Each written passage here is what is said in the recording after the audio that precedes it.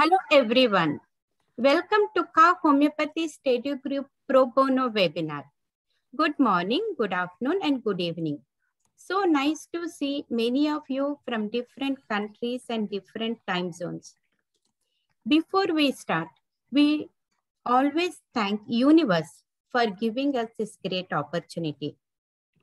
And before we get into the webinar, Dr. Vatsala Sperling and our study group would take privilege to show our gratitude in memoriam reminiscence to Dr. Misha Norland and Dr. Robin Murphy. We lost Dr. Misha on November 28, 2021 and Dr. Robin Murphy on November 17th. It is a great loss to lose two renowned homeopaths, international homeopaths, mentors and academicians, with a great loss to entire homeopathic world. We are very grateful for all their contributions to the homeopathic community. We love them, sincerely thank them, and Hahnemann would be very proud of them. Sending our deepest condolences and much gratitude from our CAST study group. And I would request Dr. Vatsala to say a few words, please.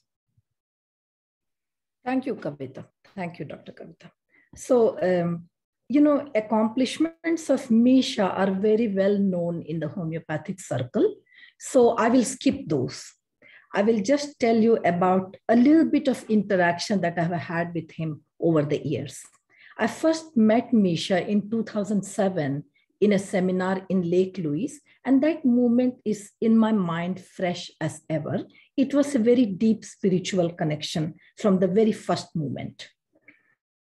He was very forgiving of my new homeopath errors that I was making in plenty.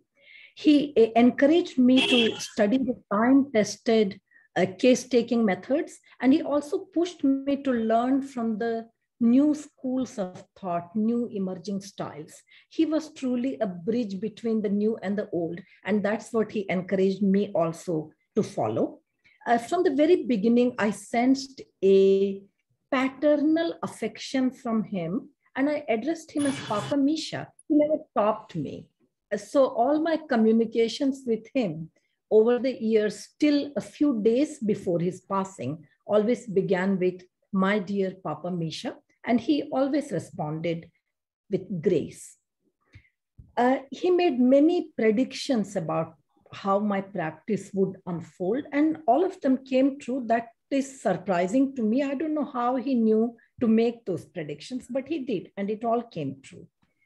He also advised me now and then to see the various challenges I faced in my practice as stepping stones to becoming a better homeopath and above all, a better human being. I did an interview with him way back, and that was published in H-Pathy. During that conversation, he said, earlier when in his early days, he was present with his clients with aloofness and with a lot of professional distance. But over the years, he grew in his own stature as a human being, and he was more present with them with warmth and considered them as fellow sufferers and tried to use homeopathy to bring them relief. And that is what he also expected me to do. And his admonition to me, his instruction to me was, always be present with clients with love, with kindness, with warmth, and with hope. Remedies come later. You are the first remedy. That's what he told me. I can never forget that. Now, this very dear Papa Misha is lost to us. I'm sure Hahnemann must be happy to have received him in heaven or somewhere. Everyone who knew him, his family, and all of us in this group, I stand together with all of us grieving and wondering how to cope with this loss. Though in my heart, it is a feeling that we can never really cope with this loss, but we are very fortunate to have had a few moments with this great human being. And that is what we would always cherish. We would always carry forward, and we would celebrate anytime we think of Misha. I do pray, may his soul rest in peace. Thank you. Thank you so much, Dr. Vatsala. And we are very fortunate to do webinar with Dr. Misha Norland in June this year, 2021. And we are supposed to bring him in April, but his blessings are always there with us. And he gave a very beautiful testimonial to us. Thank you so much. And our KHA Chief Administrator, Dr. Sweta Singh, will be joining us little late, but we have Dr. Srija today with us, our KHA coordinator, and she will start this session, followed by Dr. Mamata, our KHA volunteer. Hello, everyone. Welcome to KHA webinar. I'm very glad to see you all today. Myself, Dr. Srija, volunteer and coordinator of KHA Homeopathy Study Group. KHA Homeopathy Study Group Pro Bono was organized and founded by homeopath and humanitarian Kavita Kukunur, President and CEO of Kavita Holistic Approach. This study group is intended to be an offering from Kavita to the homeopaths around the globe, sharing goodwill and solid clinical work within the classical model, our foundational principles of the KHA. KHA's mission and vision are very unique to inspire young homeopaths, mentor, provide excellency for educational purposes using holistic approaches via webinars, which are based on principles of classical homeopathy and provide professional continuing educational homeopathic credits and practitioners. We provide merit certificates for spreading the light of homeopathy around the globe. Dr. Kavita is a member of Kevin Friendly Foundation, a non-profit organization that helps to serve poor people in greater needs in India. She is the recipient of Martha Ullman Community Service Award by National Center of Homeopathy and Best Entrepreneur Award from Dr. N. Lingaraju, Principal of JSPS Homeopathic Medical College, Hyderabad, India. We are extremely happy and proud that we celebrated 10 years of our book, Beyond the Limits, A Challenge to Prove Oneself. This precious writing contains her true life experiences where she connected to homeopathic principles with inspirational stories where she converted her obstacles and struggles as stepping stones for her success in America, and her passion and devotion towards life and homeopathic profession dedicated to all proud women. As of now, we have over 250 recordings on professional webinar related to homeopathy, health related topics and inspirational talks. This webinar is moderated by KHA family, myself, Dr. Srija Eravali. It is being recorded as we speak and we are on live on Facebook. We will take questions at the end of the webinar. Dr. Kavita's webinar at Mission 5000 series was very well received by the audience. We are so honored to say that Dr. Kavita, on behalf of KHA Homeopathy Study Group, will be presenting poster at LMHI 2021 Global Colloquium on topic epidemic and pandemic experiences of acute and long COVID with homeopathy. We will post a jot form Zoom webinar chat at the end of the webinar. Please fill the form to receive the certificate. If you are watching live, email us at khastudygroup@gmail.com. Over to you, ma'am. Over to Mamta, volunteer of KHA Homeopathy Study Group. Thank you, Dr. Srija. Good evening and good morning to all my colleagues and respected sirs and ma'ams. I am Dr. Mamta Kumar, practicing in Bangalore, Karnataka, India.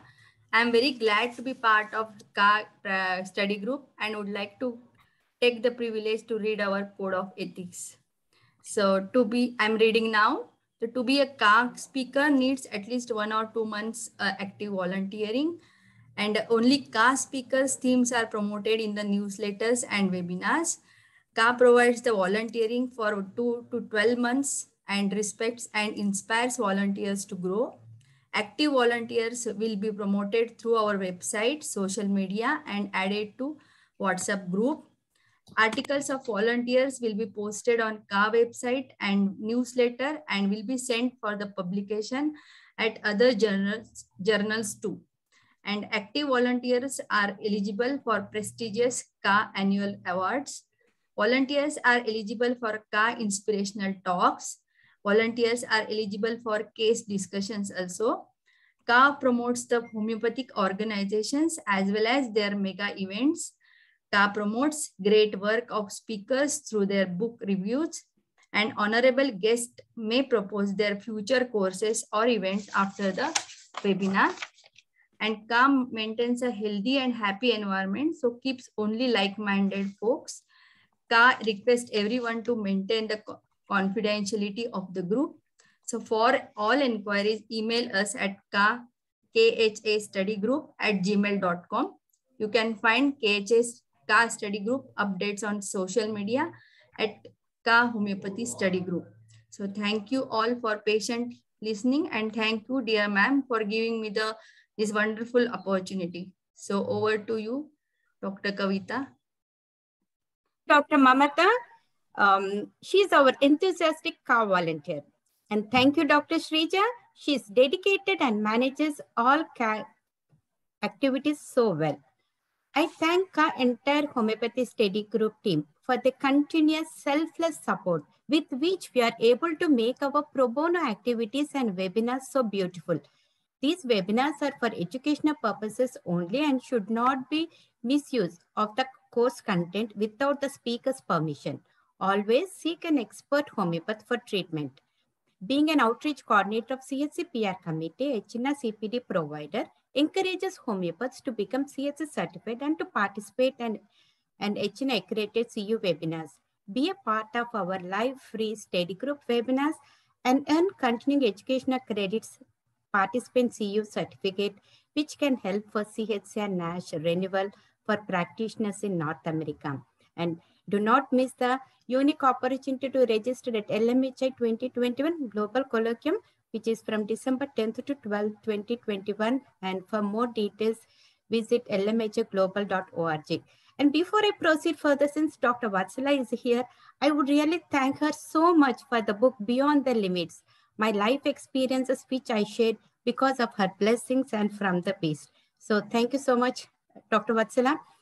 And without further ado, we welcome our speaker today. Today, December 5th, 2021, we have an amazing speaker, Dr. Ewald Stoteler, with a very interesting topic, homeopathy based on Hahnemann's Organon and the chronic diseases. We planned the session for 1 hour 15 minutes, but can extend 15 minutes more. Topics we'll be discussing today are, we all know that the 6th edition of Organon, which was published for almost 80 years after Hahnemann's death, the chronic disease, the treatment of disease, and homeopathic classification of disease, the application of Q potencies, and alternating prescription of different homeopathic remedies, differences between the plant, animal, mineral remedies, and the no-sodes, etc. It is a great honor to have Dr. Ewald with us today. Dr. Ewald is an experienced and renowned homeopath from the Netherlands, practicing classical homeopathy since 1980. He is the member of Professional Association of Classical Homeopathy, postgraduate teacher for the NVKH since 1986. He conducts several courses in homeopathic philosophy, Organon, the chronic disease, on contextual materia medica. Theme days on all kinds of modern diseases like rheumatism, to name few, cancer, cardiac diseases, etc. He is co-founder of Hahnemann Homeopathy Foundation and co-founder and director of Homeopathy Academy, Netherlands. He is a lecturer of homeopathic philosophy at HAN for the Dutch participants and for the international participants, both in German and in English. He is author of several books, articles, Dynamics, Journal of Homeopathy, LM Potencies, Hahnemann Bergman, and Hahnemann's Homeopathy, Hahnemann's in English and German. All the astonishing work was displayed in his new book, Hahnemann's Homeopathy, the classification and the treatment of disease according to the Dr. Samuel Hahnemann by Dr. Ewald Stoteler. And Dr. Vatsala Sperling did a detailed book review, which got published in Homeopathy, and which we are going to share once again in the jot form, all the links. And we warmly welcome Dr. Ewald, and we will share his courses at the end. You will love them, and do not miss that great opportunity. Let us welcome Dr. Ewald to our webinar. Thank you very much for inviting me, Kavita. Well, I've been studying homeopathy ever since 1977. So I started with Organon, and after 1984, I also was introduced to the chronic diseases, and that's what my lecture this afternoon is about now. Maybe I start sharing my PowerPoint, and so we start off right away. Let's see, there it is. So it's called The History of Disease and Disease Dynamics, which is also already a topic in classical homeopathy. It's often mentioned that we don't treat diseases, we do treat the patients, which is true also, but Hahnemann's first topic and its first approach was treating the different diseases. So I'm very excited to be invited by Kavita to have the opportunity to give a lecture on many countries. Normally I've been in Switzerland and Germany and Japan and in the UK recently and in the Netherlands and Sicily for over years, but this is a new opportunity to me. So thank you for that. We go back to the Organon and the chronic diseases. I put them together and we will see in the PowerPoint where it leads us. So in the introduction of homeopathy in the Organon, Hahnemann says, well, as long as man is in his natural state, there were no many diseases.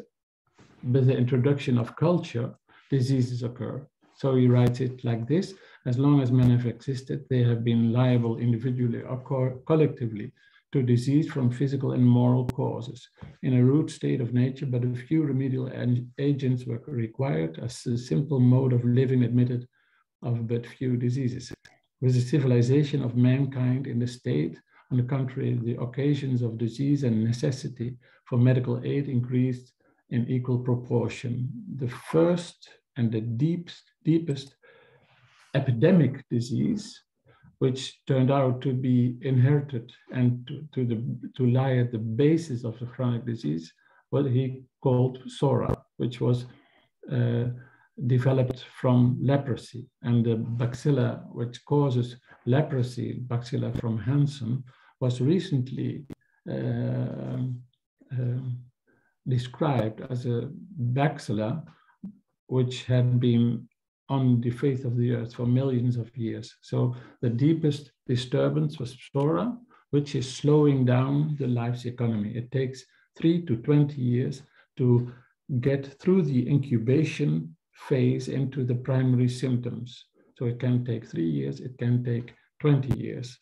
And after suppressing the primary symptom, it becomes a constitutional problem. So until the European medieval years, so 1200 to 1400 after Christ, the sora, which was a skin eruption, which was with all the symptoms we know, like itching, burning, scratching, and aggravation from water, aggravation from wool, aggravation in bed, etc., was suppressed and became an organ disease, more focused on different tissues of the body. So inherited myosimatic diseases, incalculably greater in the Organon paragraph 6th edition on paragraph 80, incalculably greater and more important than the two other chronic miasms, which means it's an inherited chronic situation, a basic chronic disease, just named, however, is the chronic miasm of sora. And this has been on the face of the earth since 3,600 years.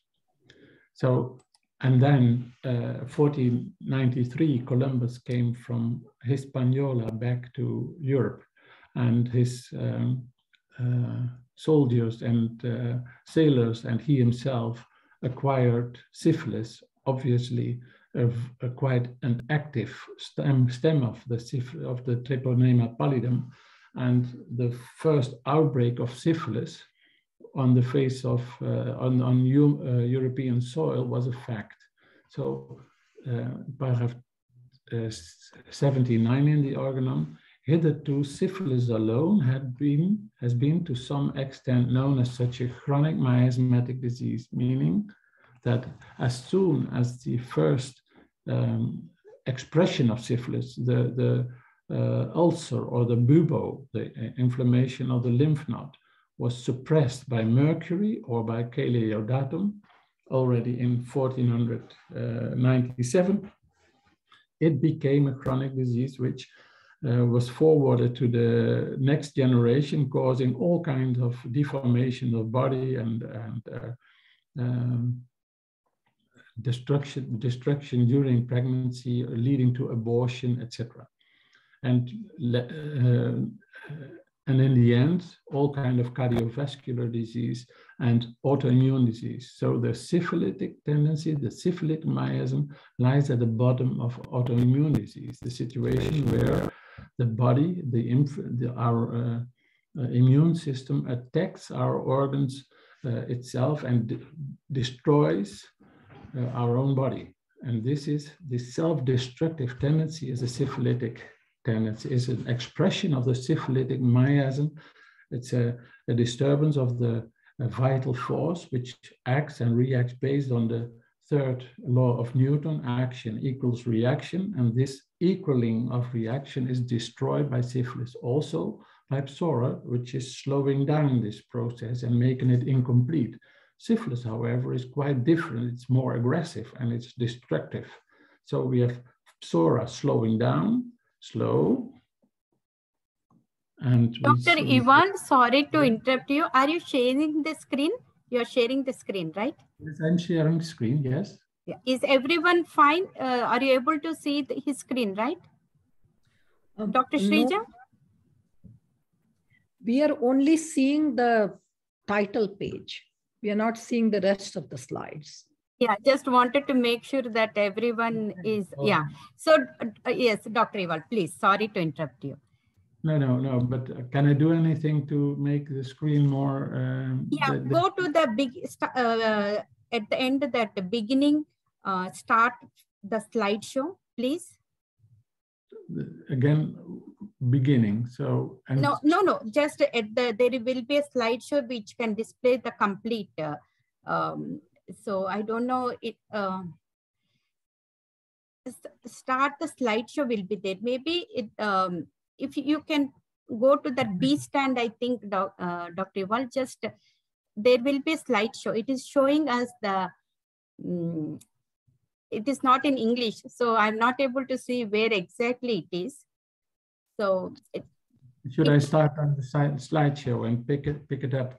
Yeah, slideshow will help to completely see the, yes. Okay, please. I will have to look for it where it is. Sorry. And is audio fine, right? To everyone, audio is good, right? Sound is good, right? Yes. Please, thank you. I will have to look where it is. History of diseases. This is a slide screen, I think. Yes, this is. To go to Maybe you can share the screen again, Dr. Ewald. I will do that. I will do that. Just share screen. And now this is a PDF. No, this is not. Stop share. Oh. I will have to look where it is. Share screen. History of disease. I think this must be the PDF. Yes, okay. So we see share screen. Do you see it now? Yeah, we can see the title, but if you press the, yes. Okay, now this is what I was talking about. I don't think I can write in here, no. So this is what nature culture. Then the next one is the deepest disturbance is psora, has been there for 3,600 years. And then 1493, we saw syphilis at the face of the earth. And it was causing eventually autoimmune disease, destruction of tissue, destruction of organs, destroying the also new life. So it's one of the major themes of syphilis, destruction and death at an early age, quickly developing a pathology based on the destruction of the action-reaction principle, the third law of Newton. So the next one is psychosis, which was also a venereal disease and as an epidemic during Hahnemann's lifetime.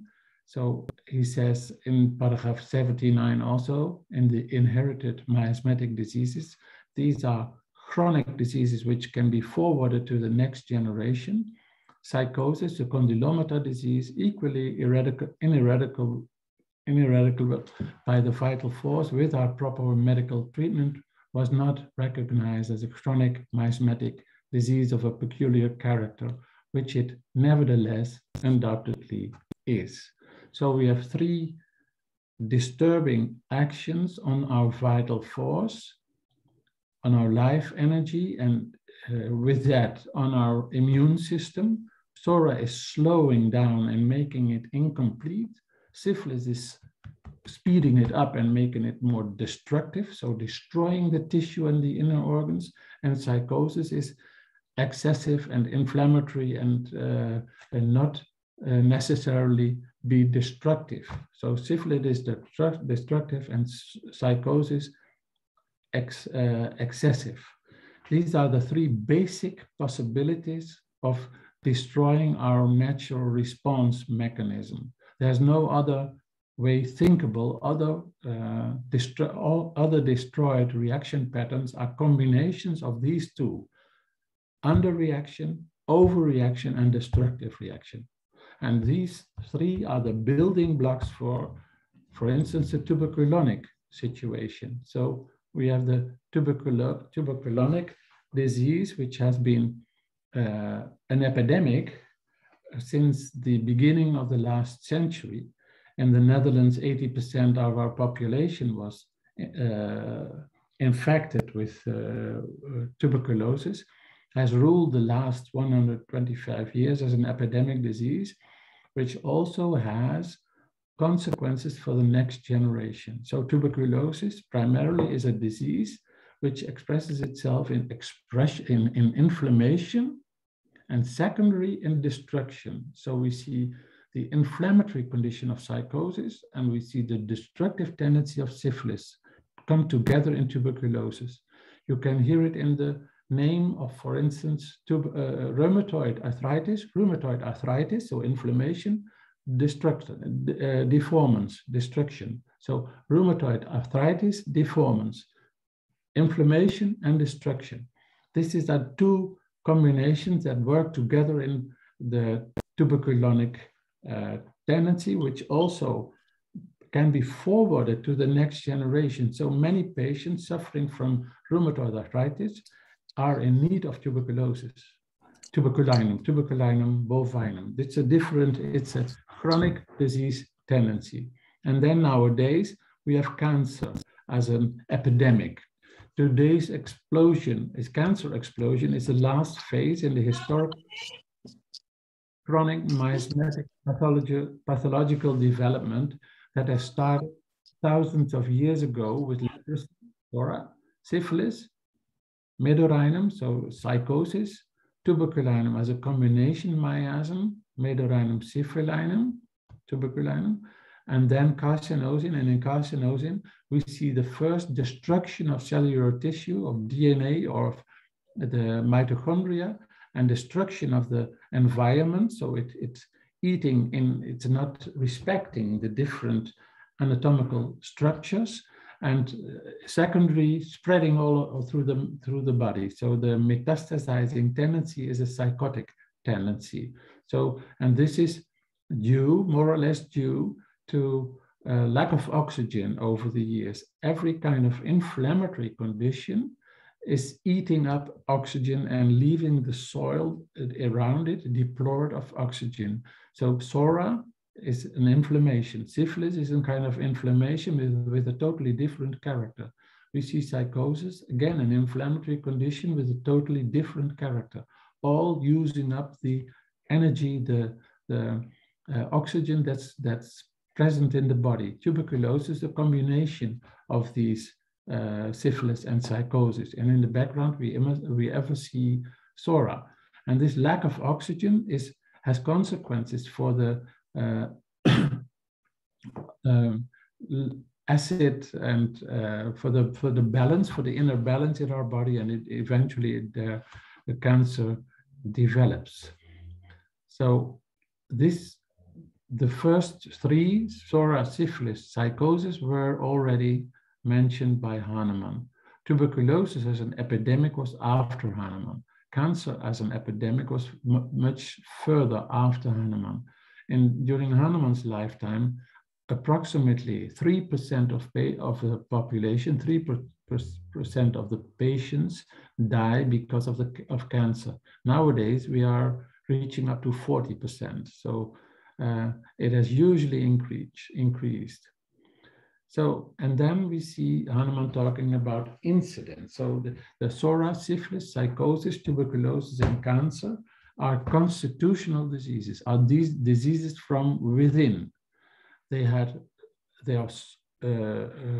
ultimate source in an epidemic, a leprosy epidemic, a syphilis epidemic, a gonorrheal infection epidemic, and a tuberculosis epidemic, which has become an endogenous disease as a constitutional disease, so diseases from within. And then on the other hand, we have diseases from without, which Hahnemann calls mishaps, incidents, biographical disease. These are acute diseases affecting single individuals, diseases brought on by harmful influences to which particular individuals have been exposed.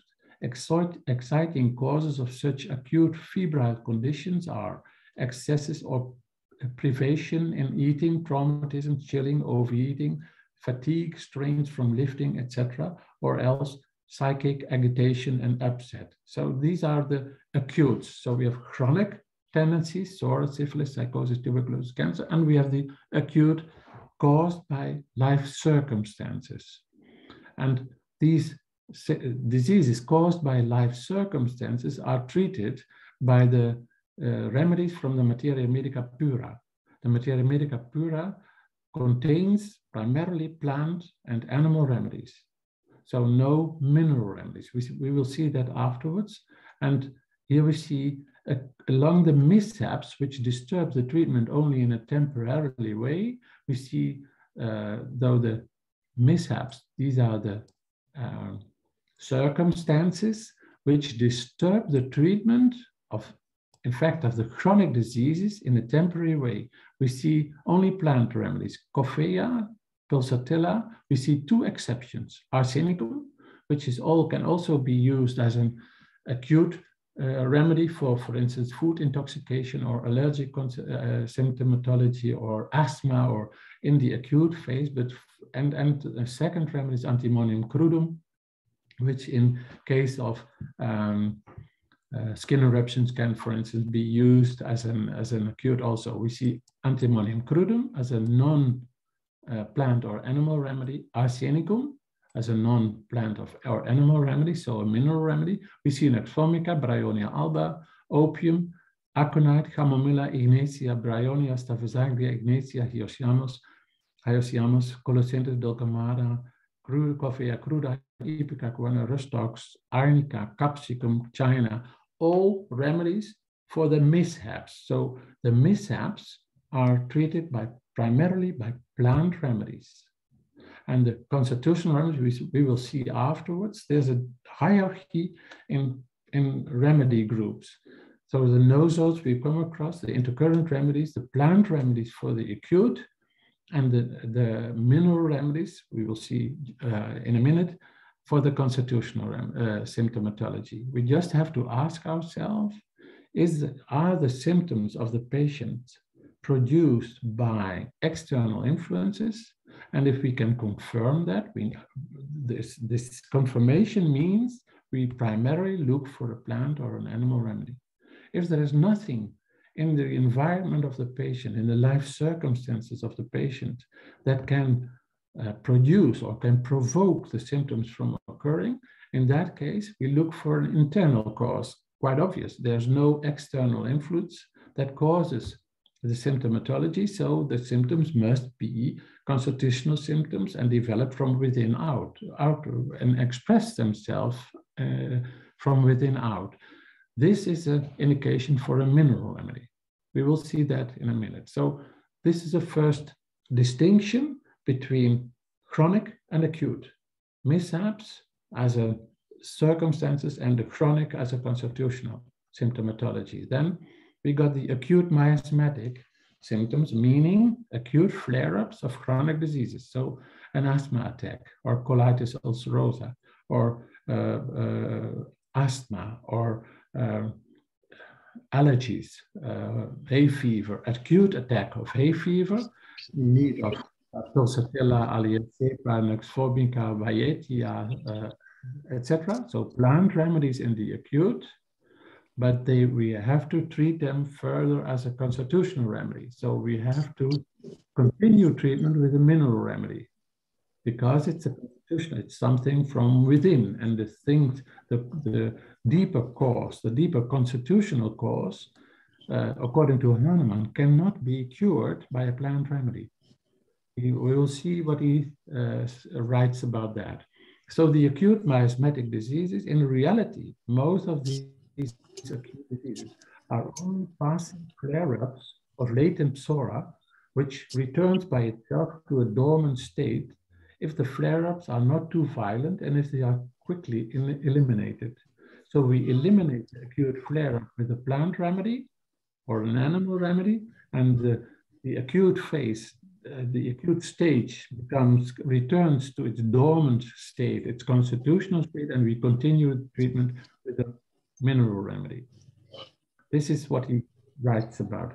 And then the next, we have the reaction reducing remedies. So in this state of overreaction, he gives a beautiful example which explains it and also shows the meaning of the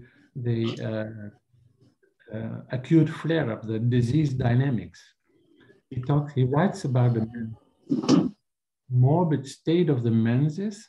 Nothing can be done in the cure of chronic diseases without the intermediate use of Nux vomica. So in the case of morbid state of menses, you are in need of the intermediate use of Nux vomica, which here specifically reduces to order the disharmony arising in the functions of the nerves, so disorderly a flow of the menses, and so quiets this sensitiveness and irritability, which puts an insurmountable obstacle in the way of the curative action of the antipsoric remedies. So the acute stage blocks the reaction a mineral remedy to a constitutional remedy, to an antipsoric remedy. Antipsoric remedy being the chronic remedy and Nux vomica being the acute. So Nux vomica makes the reaction to an antipsoric remedy possible by slowing down the excessive sensitiveness and irritability, which otherwise puts an insurmountable obstacle in the way of the curative action.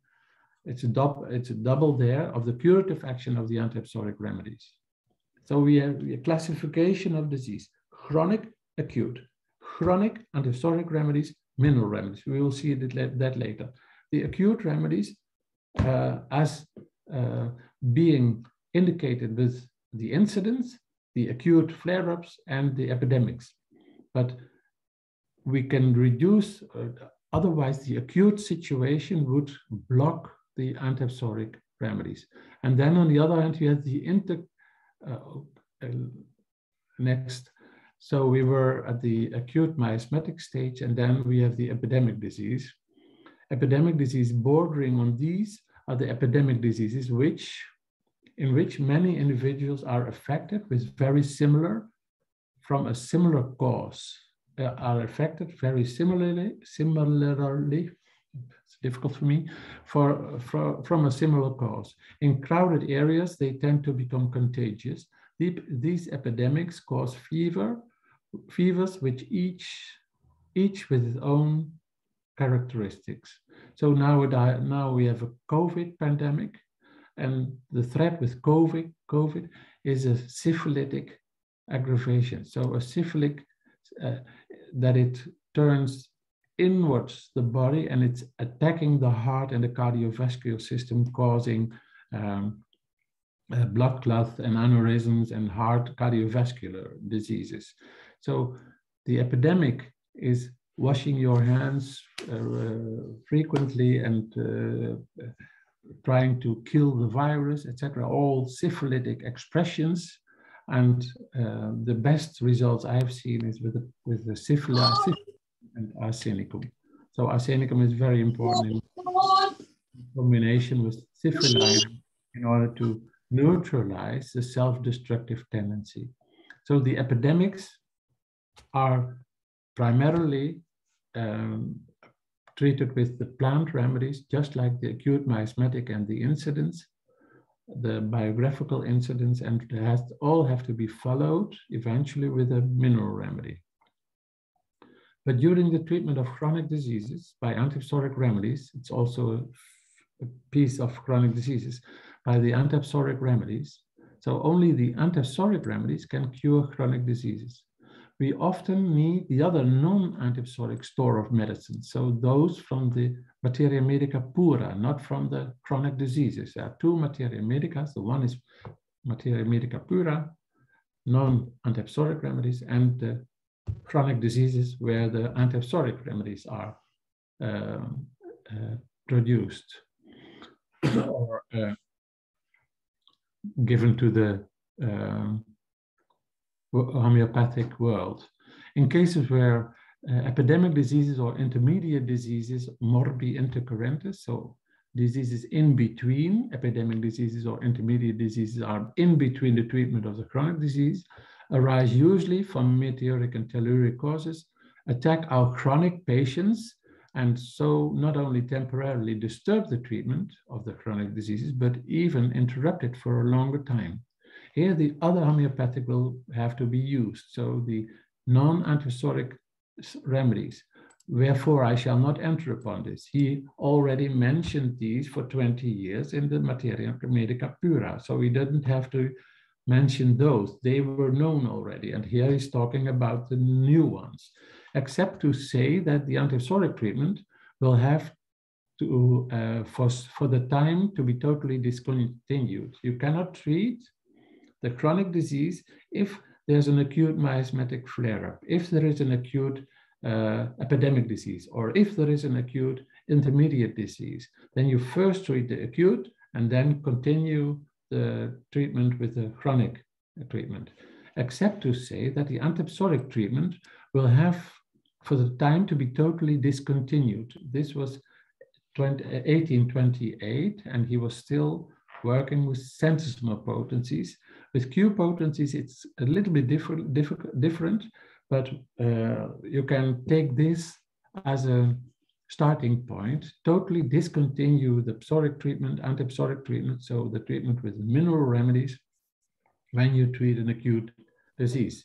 So long as the treatment of the epidemic disease, which has also seized our chronic patient, may last, even if a few weeks in the worst cases may be thus lost.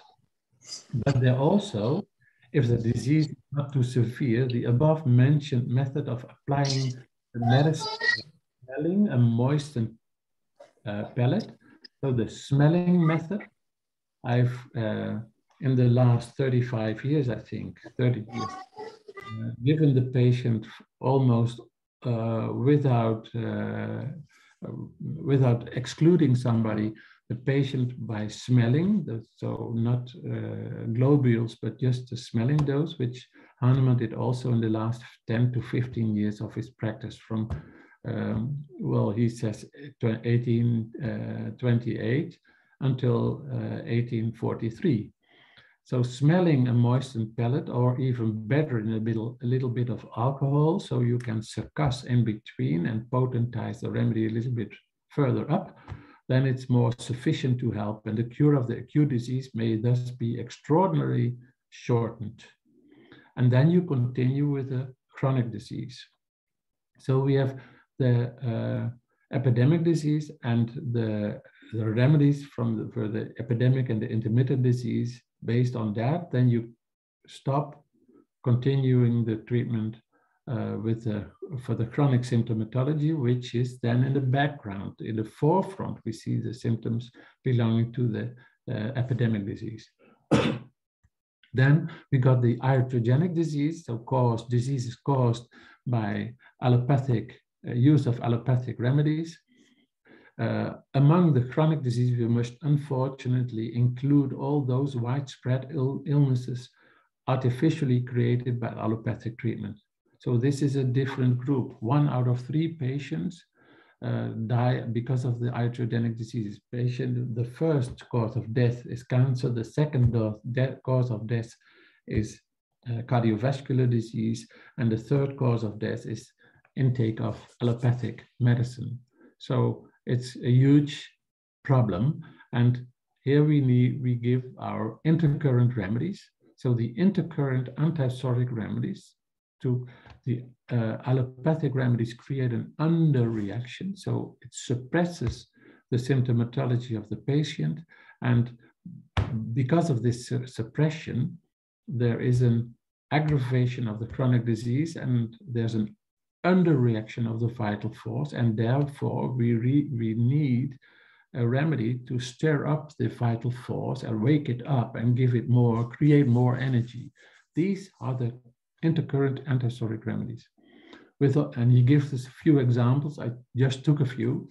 With all patients in intermittent fever, SORA is essentially involved in every epidemic. So if there is an epidemic disease, it's only because you are predisposed to this epidemic. And the predisposition is SORA, weakness of reaction, lack of reaction, underreaction. So our vital force is not in a powerful position to respond. Therefore, an attenuate dose of sulfur or HEPA sulfur is necessary at the beginning of every treatment of an epidemic intermittent fever and makes the restoration of the patient more sure and easy.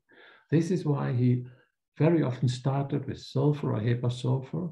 He added also carboanimales and carbovegetables, which all have different indications and different symptomatology. But you start in a fever to stir up the vital force and activate the immune system in order to get a clear and definite reaction to the acute remedy indicated for the disease to be treated. Epidemic and sporadic fevers, therefore, as well as the myosimatic acute diseases, if they do not soon terminate and go over into good health, so we treat the patient with plant remedies or animal remedies for the acute, even when the epidemic and the acute myosimatic part has found a homeopathic specific which has been rightly used against them. So also, if the patient has been treated with a plant remedy and he does not respond well, means there's a lack of reaction in the background. And then he says, often need an antipsoric assistance, which I have usually found in sulfur. So usually, how can you say usually in classical homeopathy where you only look for the right remedy?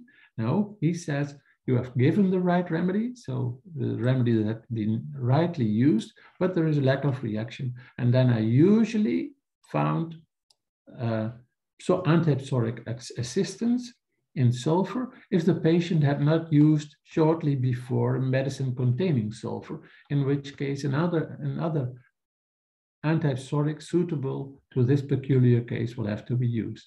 So there's a definite distinction between a plant remedy and a mineral remedy. And there's also a definite distinction between a constitutional remedy and an intercurrent remedy as a sulfur or HEPA sulfur or carboanimales or carbovegetables. Carboveg, charcoal, is dead. So if we take the law of similars, then carboveg is a remedy for patients who are nearly dead. This is this law of similars. So we continue.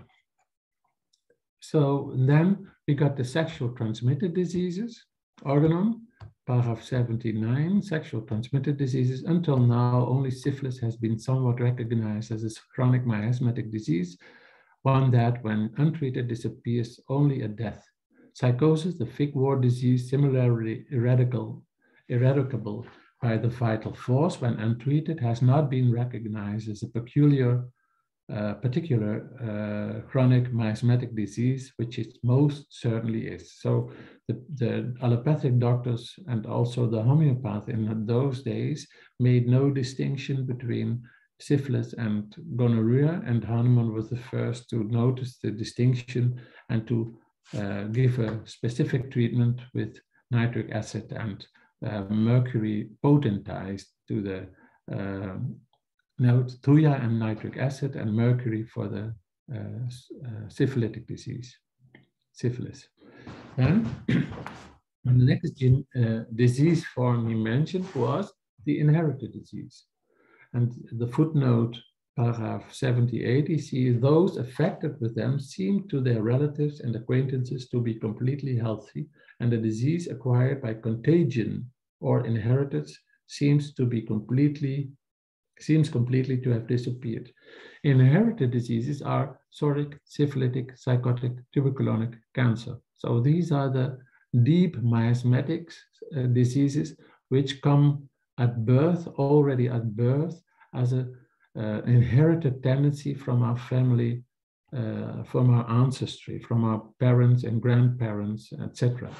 So we have to make a distinction in the symptomatology based, if we want to cure the patient permanently, we have to neutralize these inherited tendencies.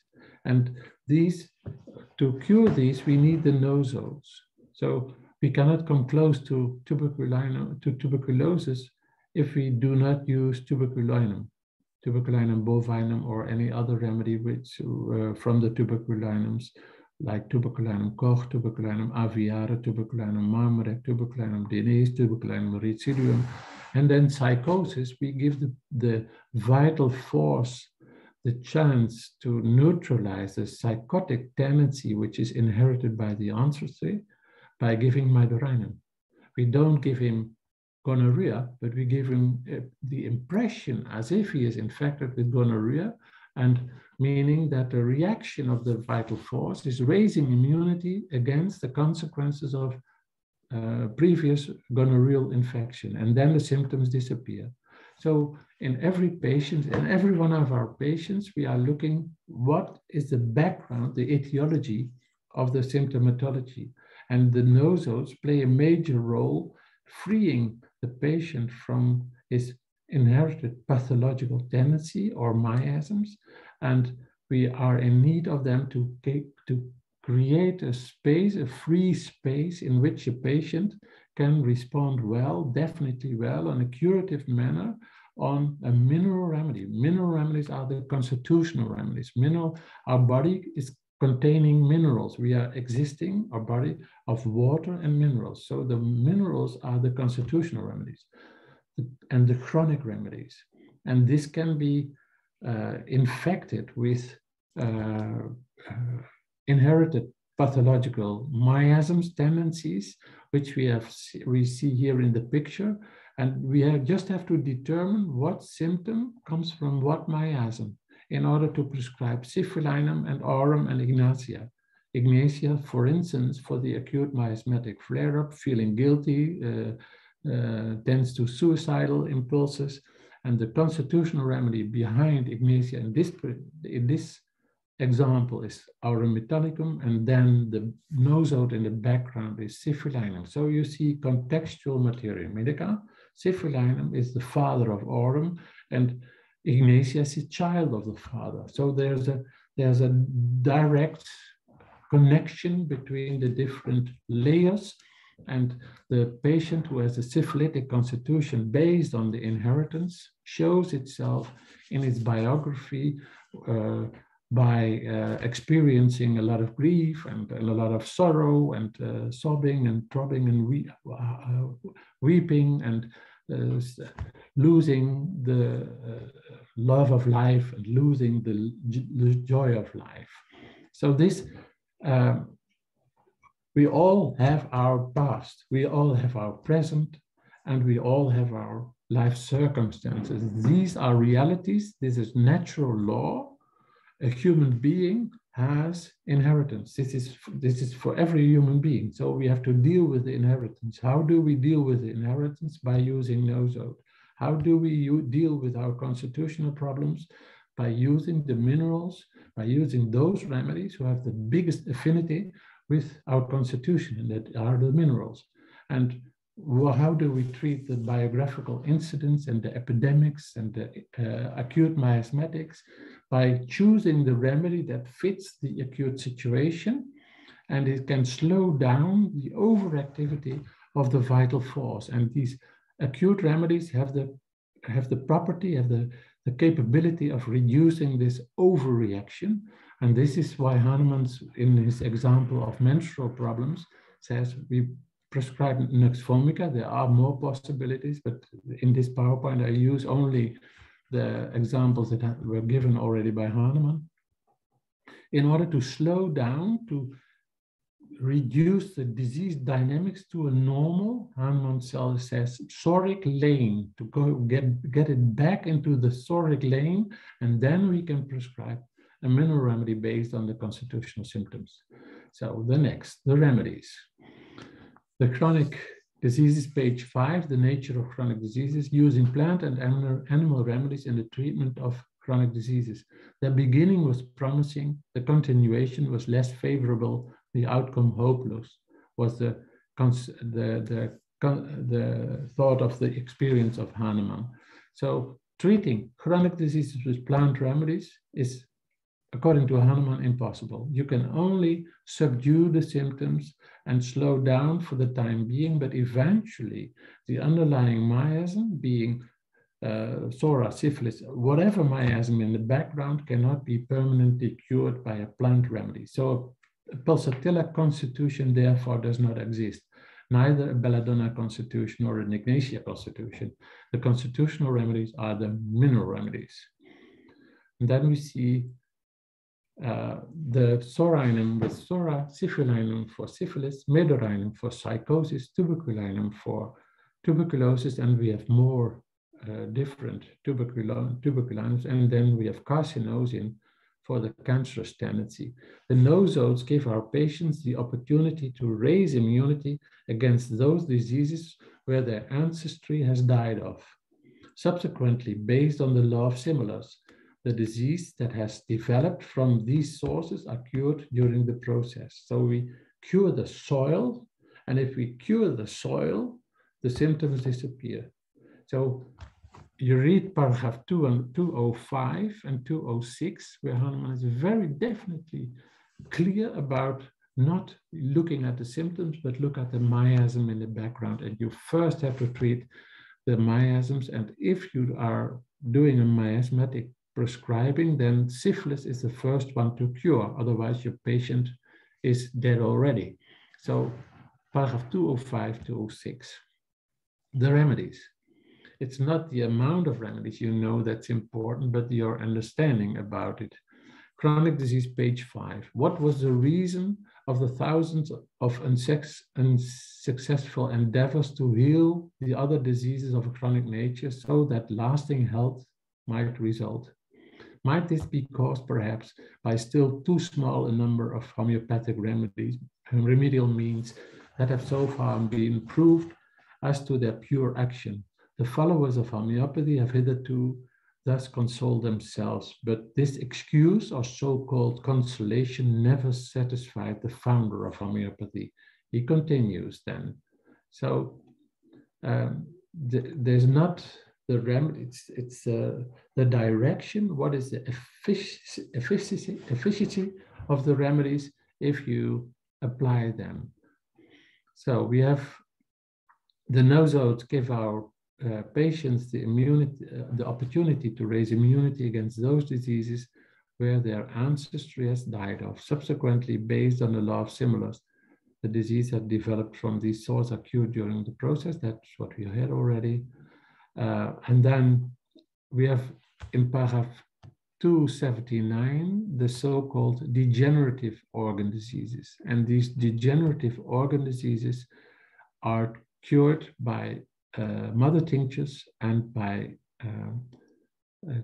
low potency 6X, for instance, tissue salts.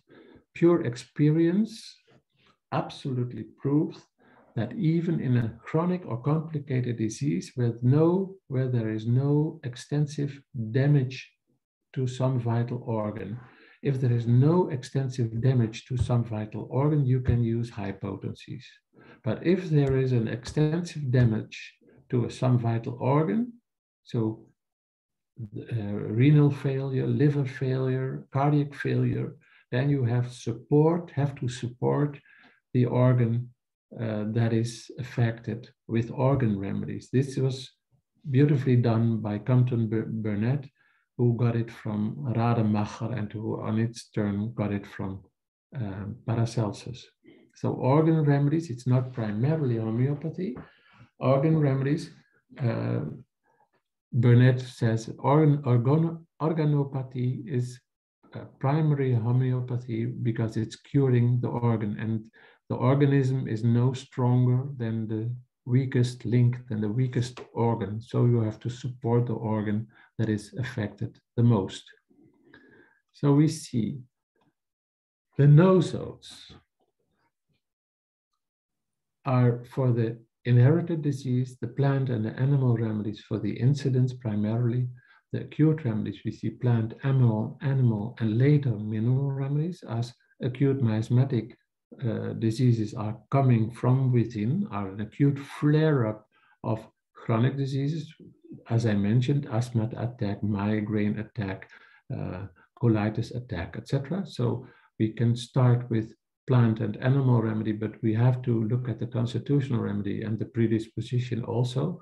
An incident, somebody falls down the stairs, we can give arnica. This is only an incident. There's nothing, it's very often nothing to do with the constitution. So the epidemic, we start with the plant and the animal remedy. Later we could give also a biographical nosode like influenzainum, for instance, or morbillinum, or whatever epidemic disease was there and where the patient did not get enough immunity and had difficulty to get rid of the symptomatology, then we can eventually give a nosode made from the epidemic disease, epidemic bacteria and virus where the patient died of, then or was suffered from. The iatrogenic disease, I read the intercurrent remedies like sulfur, carboanimalis, carbovegetabilis, hepasulfur. Then we got the sexual transmitted disease, mercury in case of syphilis, thuja and nitric acid in case of psychosis. Nowadays, if it's inherited, we at least should let it follow by medorinum in case of thuja and syphilinum in case of syphilis in the ancestry. And then the inherited, which is already lined up here, the nosode. So we have a difficult classification of this. The nosode are not constitutional remedies. There's no tuberculonic constitution or a carcinogenic constitution. We have a phosphorus constitution. We have a silica constitution or a calcarea phosphorica constitution. But in case of phosphor, we can have an acute inflammation of the middle ear, which is an acute myosimatic situation where we can prescribe pulsatilla. And eventually we have to go back to the phosphor, and the phosphor can be preceded, can be built up in a tuberculonic situation in the background. So phosphorus, tuberculinum, and pulsatilla, or in case of acute inflammation of joints, tuberculinum, phosphor, and rustox are beautifully acting together, complementary, acting together. Tuberculinum neutralizing the inherited tendency, phosphor building up the constitution, and the rustox or pulsatilla for the acute situation being, for instance, the middle ear, inflammation of the middle ear, or an inflammation of the joints of the fingers, or with the typical amelioration and aggravation by movement or by first movement aggravation, etc. You know the symptoms with Rostrox or the symptoms with pulsatilla. So the next, the chronic medicines. Where do I get it from? The constitutional remedies. It's logical when we talk about it like this. Our constitution consists of water and minerals, but let Hahnemann talk.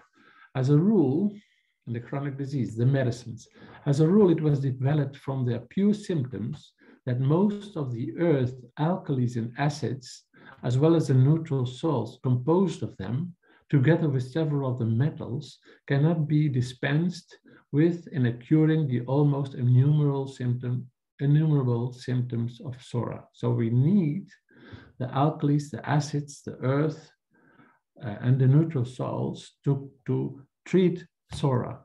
These are the minerals. In this preparation, peculiar to homeopathy, we take 1 grain in powder of any of the substance treated in the 6th volumes of the Materia Medica Pura, this was the former Materia Medica, and especially those of the antipsoric substances following below in this Materia Medica of the chronic diseases. And that is of silica, carbonate of baryta, carbonate of lime, carbonate of soda, sal ammoniac, carbonate of magnesia, vegetable charcoal, animal charcoal, graphitis, sulfur, crude antimony, metallic antimony, gold, platinum, iron, zinc, copper, silver, tin. So the constitutional remedies, the chronic remedies, without a shadow of a doubt, are the mineral remedies. And the plant remedies and the animal remedies are the acute.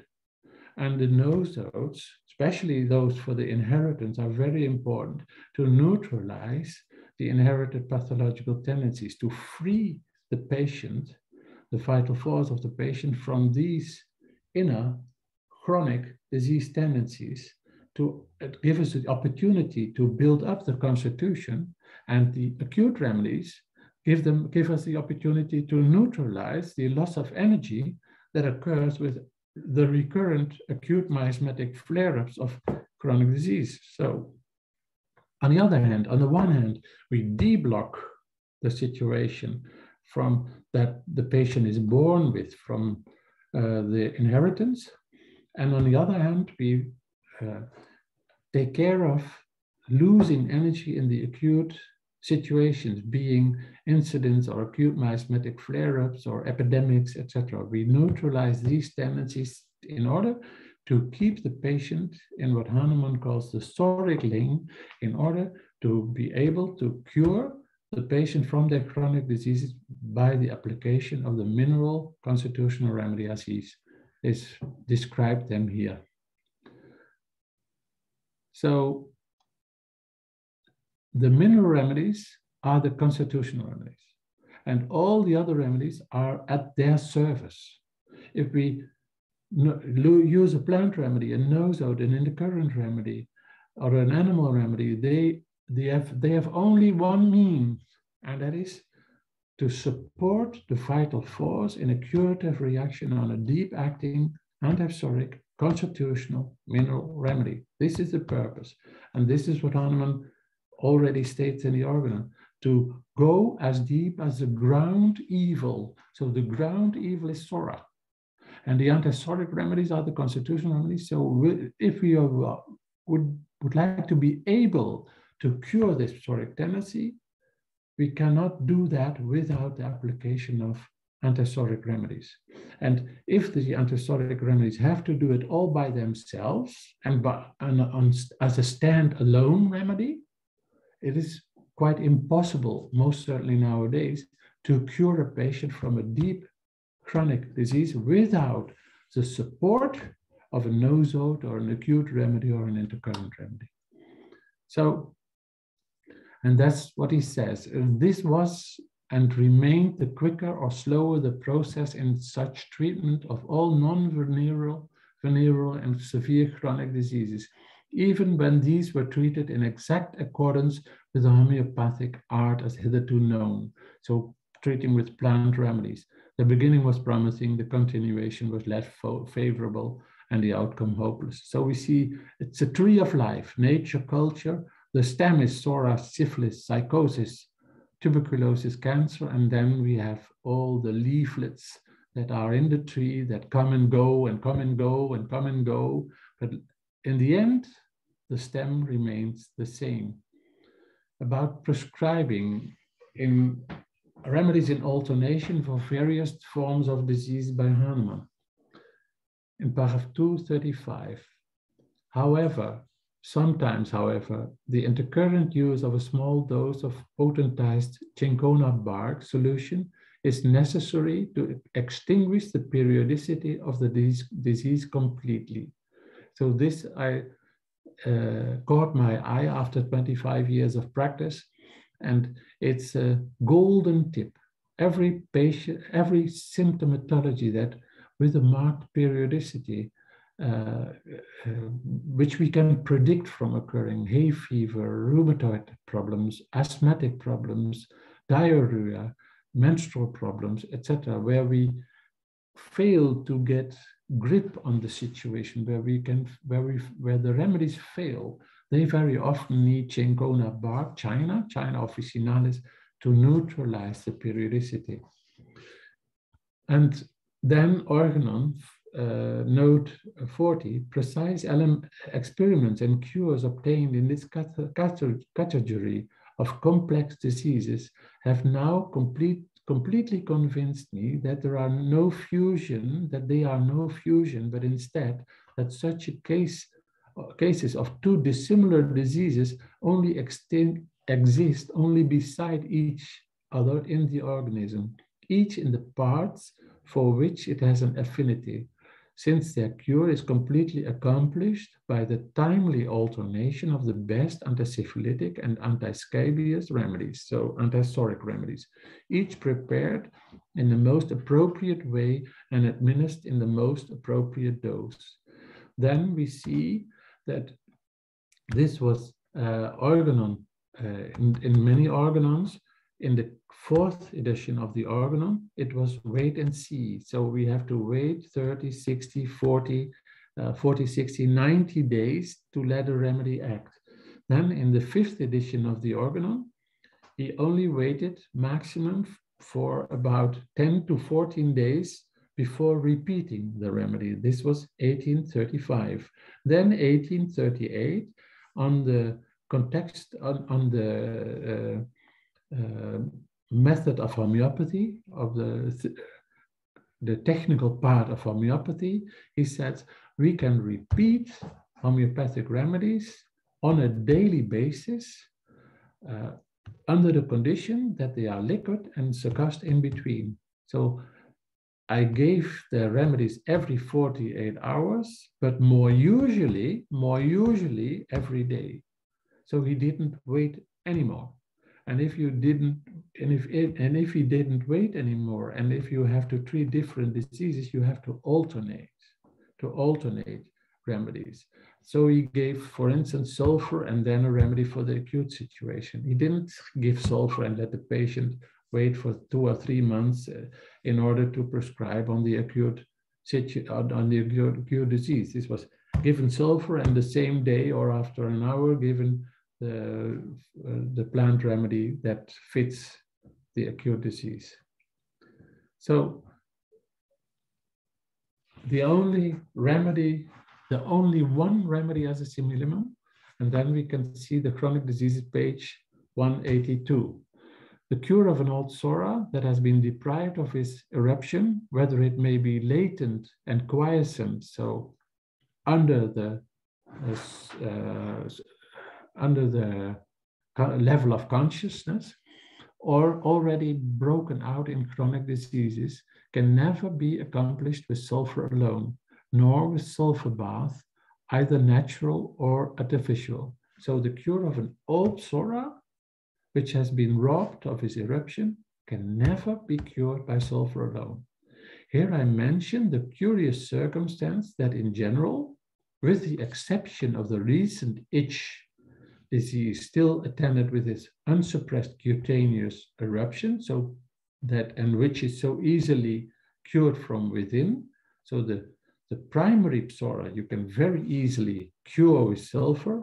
Every other psoric diathesis, that is the psora that is still latent within, as well as the psora that has developed into one of the innumerable chronic diseases springing from it, is very seldom cured by any single antipsoric remedy.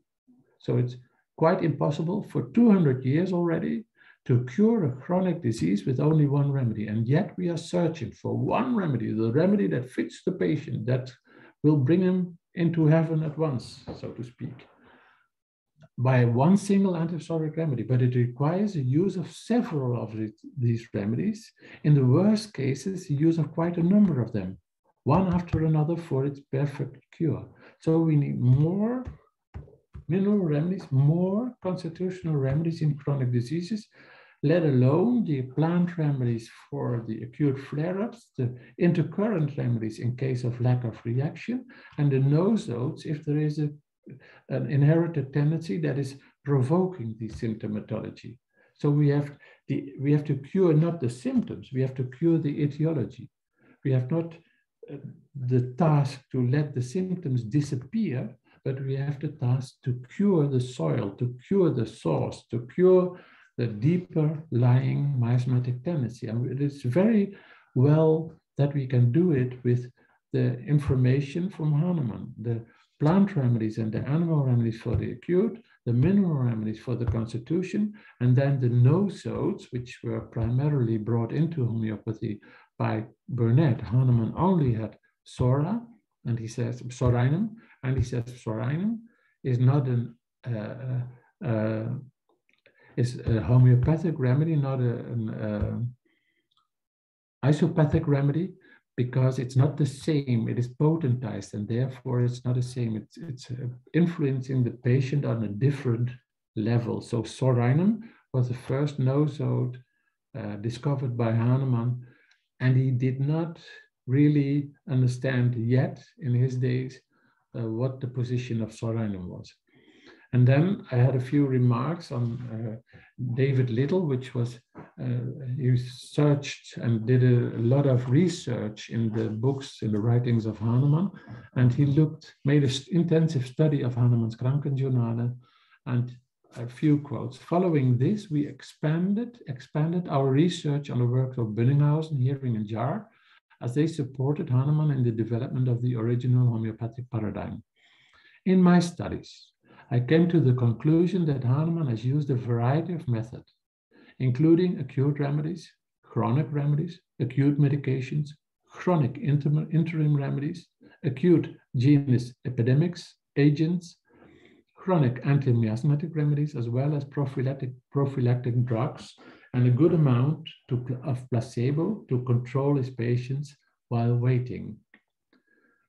Hahnemann's clinical practice included a single remedy over a longer period of time, what we would say is classical homeopathy. The change of two separate remedies, so using the complementary effect, sulfur followed by a plant remedy, or sulfur followed by a nosode in what we could do now.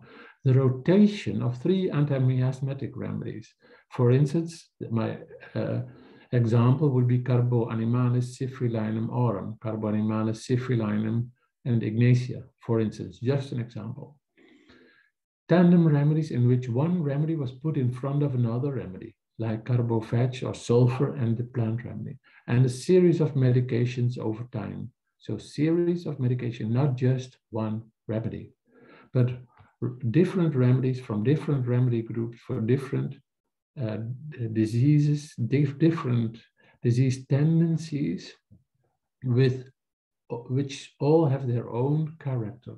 An acute disease is totally different and can easily be distinguished from a chronic disease. And if we take the case of our patient, we also see what runs in the family and what is asking of, or for which specific nosode is this an indication. For the last 10 years of his practice, he supplied all these remedies in a medical solution or by smelling. That's what I've done been doing also for the last 30 years or so, at least 30 years, in single doses or in series of doses, depending on the time and the circumstances. Here we see the circumstances are the biographical circumstances.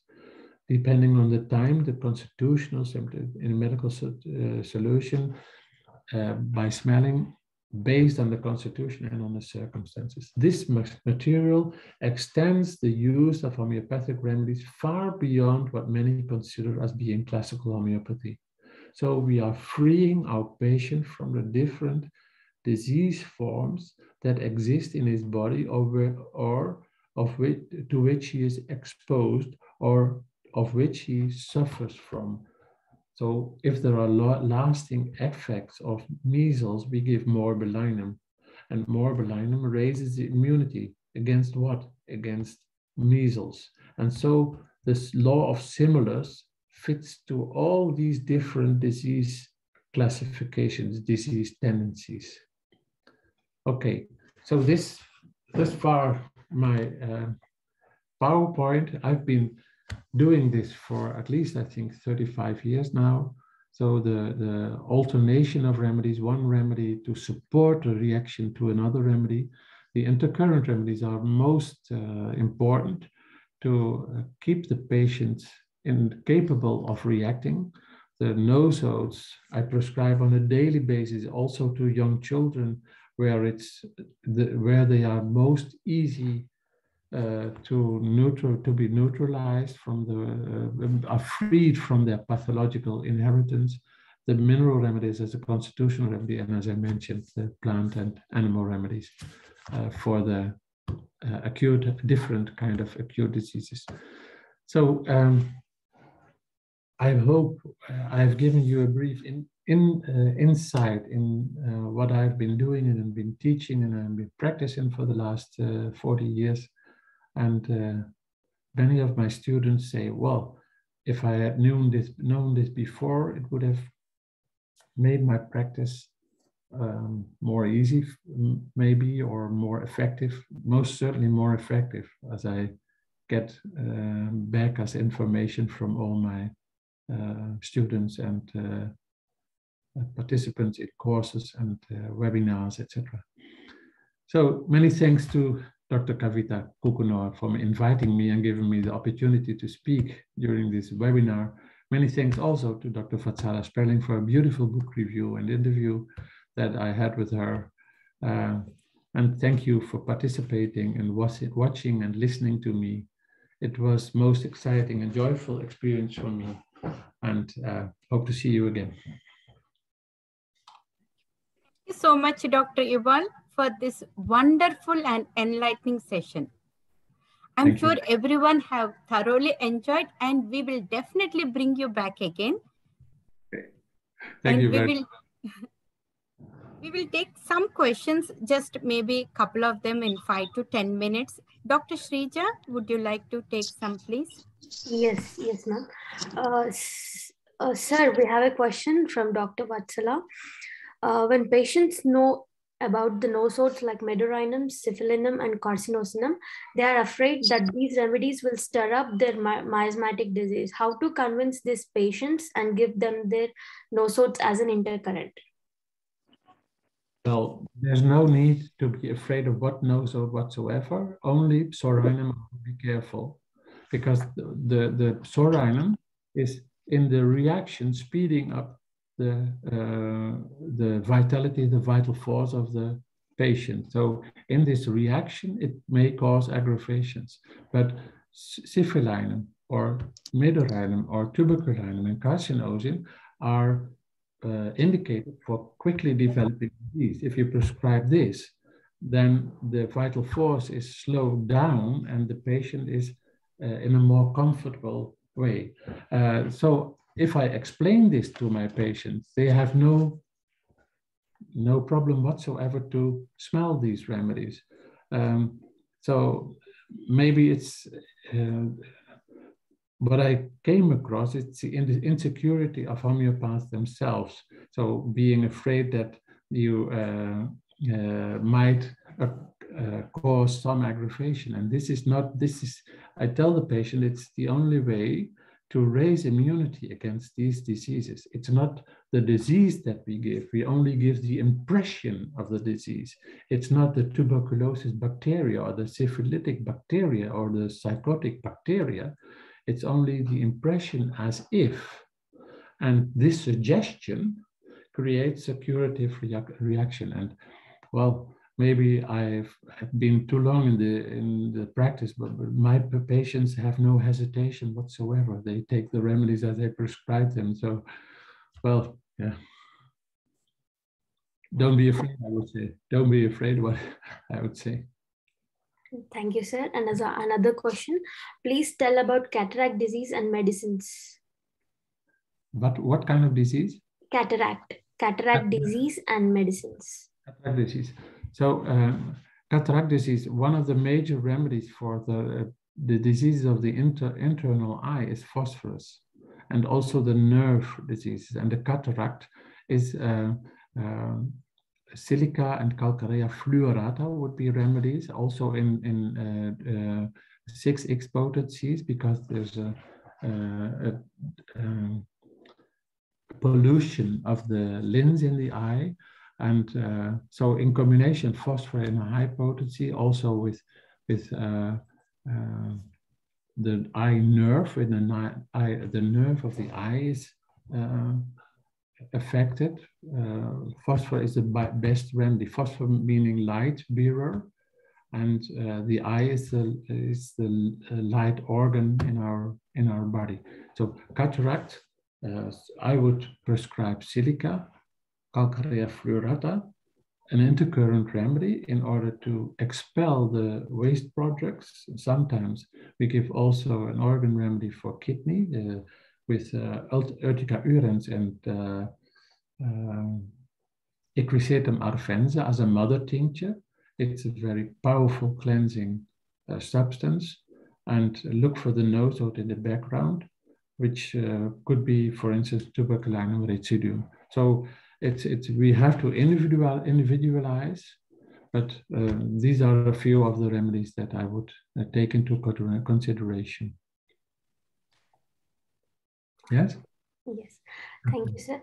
Another question, doctor, please some words about nosodes potencies and when to be given in between the deep constitutional remedies. We can start intercurrent remedy. Yeah, well, I start with an intercurrent remedy, and I look for the case history of whether there are confirmations for the syphilitic miasm. If there is a syphilitic tendency in the family, which can be seen in, for instance, incest or violence in the relationship, or early death because of heart vascular disease, or alcoholism in the family, or all kind of drama.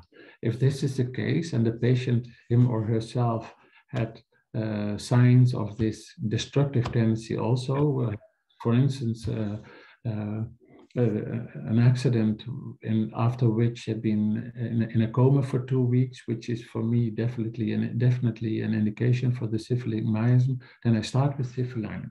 And syphilinum, the nosode should always be the highest. So in case of prescribing syphilinum, I mostly start with Q3, so LM3 or LM4, so that under the protection of syphilinum, I can prescribe another remedy. I can prescribe, for instance, hipasulfur as an intercurrent remedy in LM1, Q1, and syphilinum in Q4, and then look at what is the acute situation that has to be treated, or what is a constitutional layer that should be treated.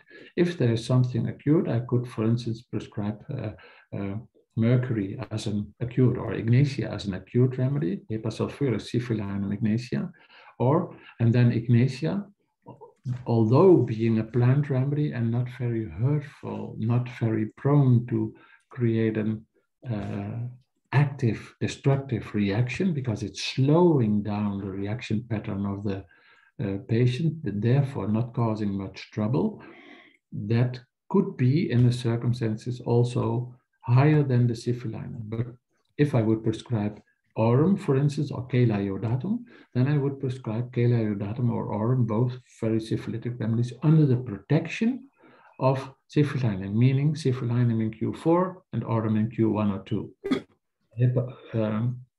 Ciforalinum in Q4 and KHA iodatum in Q1 or Q2, like that.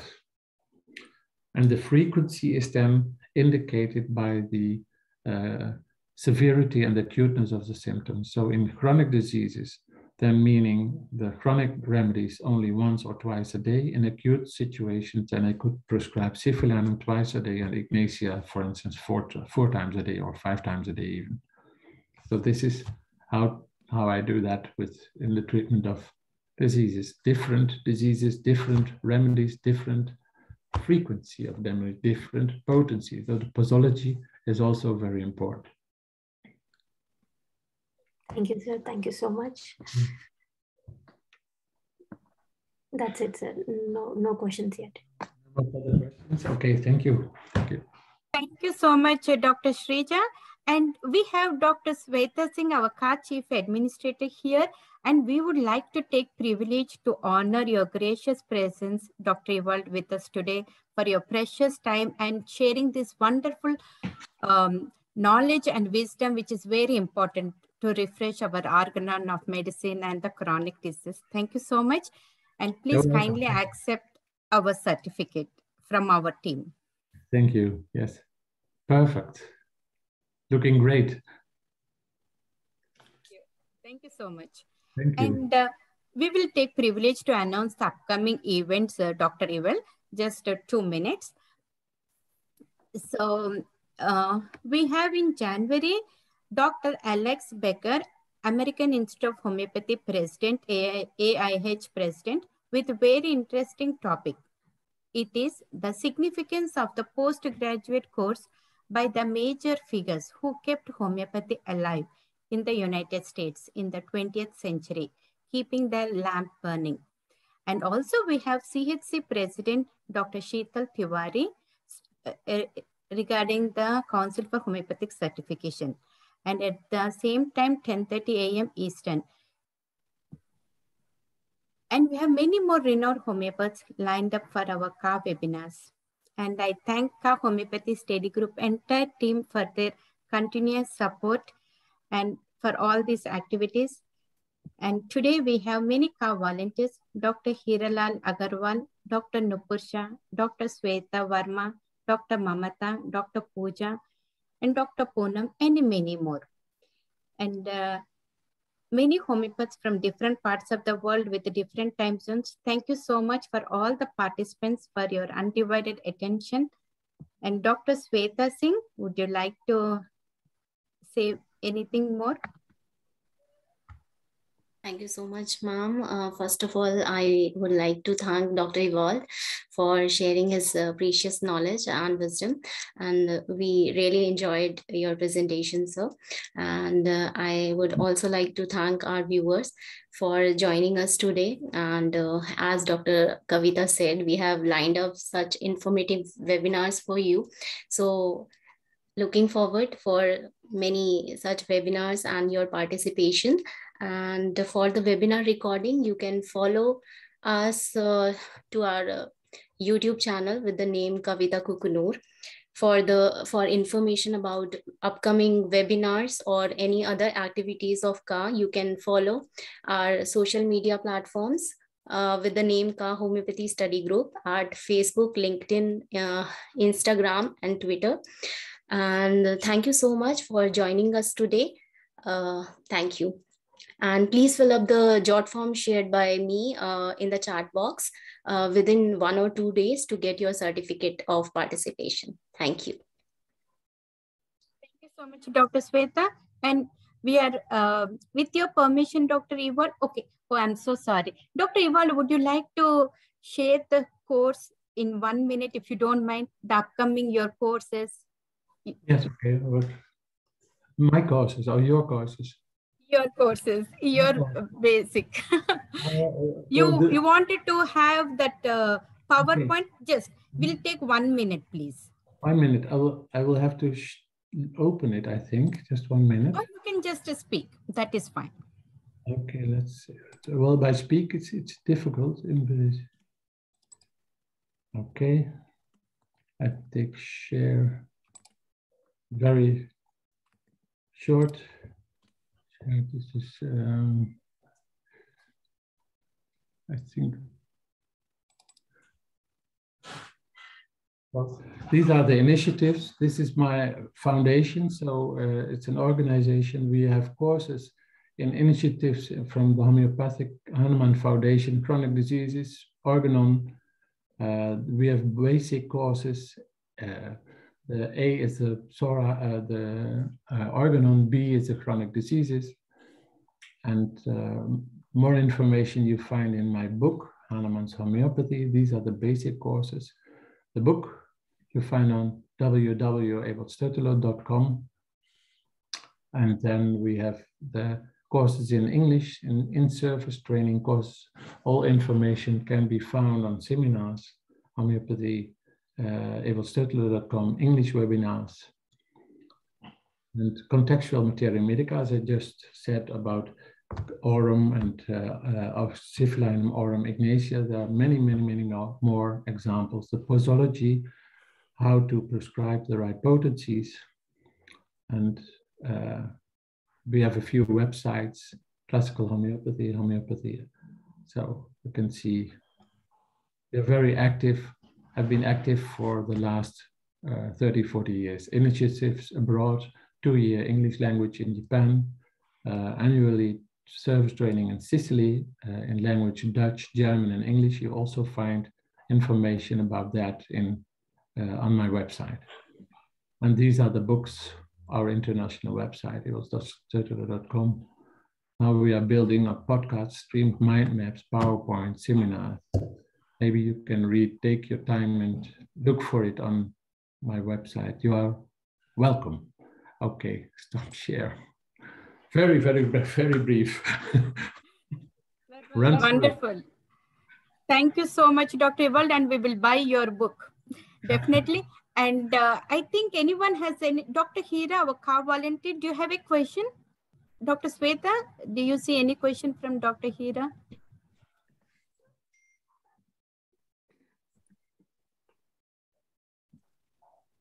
He commented, yes, ma'am. He commented that, sir, you always use or mostly use millisimal potencies or high centesimal potencies like 1M or 10M. Well, and use mostly the 50 millisimal potencies every now and then in order to neutralize a reoccurring disease in the background. So, for instance, I can use China officinalis, and then in a 200 or a 500, and sometimes in a 1000 potency. The same goes for like influenzainum or diseases that tends to occur over and over again in order to prohibit this from occurring. So then we use the specific nosode, and that I can use once a week or so for a brief period of time, 6 weeks, 8 weeks. Then stop. Okay, thank you so much, sir. Okay. Anything you would like to add, Dr. Kavita ma'am? Thank you, Dr. Sweta, and this webinar became most memorable because we have Dr. Vatsala also, and my professor, Dr. Srinivas Lugaru, he also joined. So it was very nice. And so thank you once again, Dr. Ewald. And with your permission, we are ending this webinar. Is that okay? Yeah, yes, okay. Thank you all. And Dr. Sweta, please. She will thank you, everyone. Thank you, everyone. Yes. Thank you so much, sir. Dr. Mamata, everyone, all the car volunteers. Thank you so much. Thank you. It was my pleasure. My pleasure. Okay. Thank you, everyone, for joining us today. If you still have any query, please reach us at carstudygroup@gmail.com. And now we are winding up. Thank you so much. Thank you. Bye-bye. Bye-bye. Bye.